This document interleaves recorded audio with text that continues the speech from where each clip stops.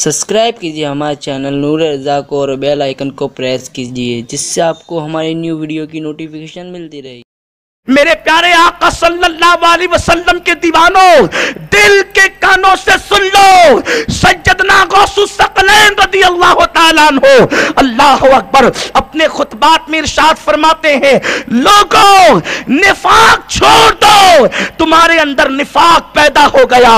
نفاق نام ہے قول و فعل میں تضاد کا. تم لا الہ الا اللہ بھی پڑھتے ہو اور اس کے خلاف کام بھی کرتے ہو، اللہ کو وحدہ لا شریک بھی مانتے ہو اور وہ دیکھ رہا ہے، اس کے باوجود گناہ میں زندگی گزارتے ہو. اسی لیے تو میرے غوث نے ارشاد فرمایا کہ میں ان لوگوں کو بے دین سمجھتا ہوں. وہ لوگ میری نظر میں بے دین ہے جو لوگوں کے درمیان تو گناہ سے بچتے ہیں اور اکیلے میں اور تنہائی میں گناہ سے نہیں بچتے.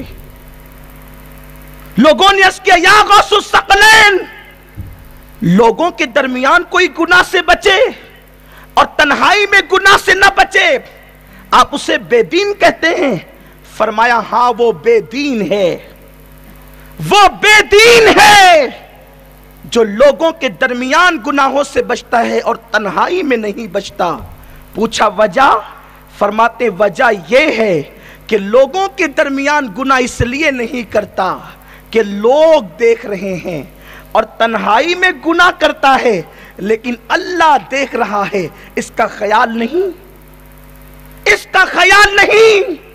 اسی لیے جو لوگوں کے ڈر سے گناہ چھوڑے اور اللہ کے ڈر سے گناہ نہ چھوڑے وہ بے دین نہیں ہے تو اور کیا ہے. سنی دعوت اسلامی کے ریاستی اجتماع میں آنے والوں، میں یہ نہیں کہتا کہ فلاں یہ فلاں یہ فلاں یہ. اس قول کی روشنی کے آئینے میں اپنے چہروں کو دیکھ لو. اگر مجمع ہو ہم سنتیں پڑھتے ہیں، اگر مجمع ہو ہم نوافل پڑھتے ہیں، اگر مجمع ہو ہم بیٹھ کر پانی پیتے ہیں، اگر مجمع ہو ہم گفتگو سنبھل کے کرتے ہیں، لیکن اگر یہی شخص تنہائی کے اندر ہو تو یوں لگتا ہے جیسے کوئی شیطان اتر آیا ہو. پھر وہاں گالیوں کا ماحول، پھر وہاں زبان پہ کوئی کنٹرول نہیں. میں تم سے پوچھنا چاہتا ہوں، لوگوں سے، اپنے جیسے لوگوں سے ڈر کے گناہ چھوڑنے والے، تو نے اللہ کے ڈر سے گناہ نہیں چھوڑا. بڑی پیاری بات کسی مفکر نے کہا ہے کہ انسان اگر کسی آفس کی طرف قدم بڑھاتا ہے یا کسی لفٹ میں بیٹھنے کے لیے جاتا ہے اور وہاں پر لکھا ہو کہ تم کیمرے کی نظر میں ہو، کیمرہ تمہیں دیکھ رہا ہے، تو اللہ اکبر انسان فوراً آستینیں درست کرتا ہے، کپڑے درست کرتا ہے. اگر منہ میں گٹکا ہے تو جلدی سے اس کو خالی کرنے کی کوشش کرتا ہے، ہاتھ میں سگریٹ ہے تو جلدی سے پھینکنے کی کوشش کرتا ہے. آخر یہ کردار کیوں یہاں سمر رہا ہے؟ تو پتا چلا کہ معلوم ہوا کہ میں کیمرے کی زد میں ہوں. ارے کیمرہ کبھی کام کرے گا، کبھی فیل بھی ہو جائے گا، اور اگر کیمرہ مین نے، کیمرے والوں نے تمہیں دیکھ لیا بری حالت میں تو وہ تمہارا کیا بگاڑ سکیں گے؟ اپنے جیسے انسان تو ہے. اگر تم کیمرے کی زد میں ہو تو تم برے کام نہیں کرتے، کردار سے گر کر کام نہیں کر سکتے. لیکن میرا اللہ کہہ رہا ہے ان اللہ کان علیکم رقیبا، اللہ ہر وقت تمہیں دیکھ رہا ہے. تم نے سنورنے کی کتنی کوشش کی، اللہ اکبر، اور وہ رب اگر تم اس کی پکڑ میں آؤ تو دنیا کی کوئی طاقت تمہیں بچا نہ سکے. میرے پیارے آقا علیہ السلام کے پیارے دیوانوں، میرا اللہ فرماتا ہے ان بطش ربک لشدید، تیرے رب کی پکڑ بڑی سخت ہے. اللہ اکبر. اس لیے گناہ کر کے اللہ کی غیرت کو چیلنج مت کرو. اگر وہ رحم کرنے پر آئے تو بڑے بڑے مجرموں کو بخش دیتا ہے، اور اگر وہ غیرت کا اظہار کرنے پر آئے تو جناب آدم جیسی معصوم شخصیت 200 سال تک کے آنسو بہاتی ہے مگر کوئی جواب نہیں دیتا. میں تم سے پوچھنا چاہتا ہوں، وہ معصوم، وہ ابو البشر، اللہ اکبر، جس کو جنت میں پیدا کیا، فرشتوں کے ذریعے سے، فرشتوں کو جس کے آگے جھکایا، ملائکہ کو جس کے آگے سجدہ کروایا، جس کے لیے اللہ رب العزت نے حوا کو جنت میں پیدا کیا، اگر ان سے ایک لغزش پیغمبرانہ ہو جائے، ایک خطأ اجتہادی ہو جائے، تو 200 سال تک غیرت کی وجہ سے حضرت آدم کے آنسوؤں پر وہ کوئی جواب نہیں دیتا۔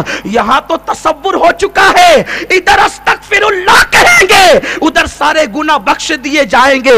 اگر وہ فضل کرے تو بغیر توبہ کے بھی معاف کرے، اور اگر وہ غیرت کرنے پر آ جائے، اظہار غیرت پر آ جائے، تو جناب آدم کو بھی 200 سال تک جواب نہیں دیتا۔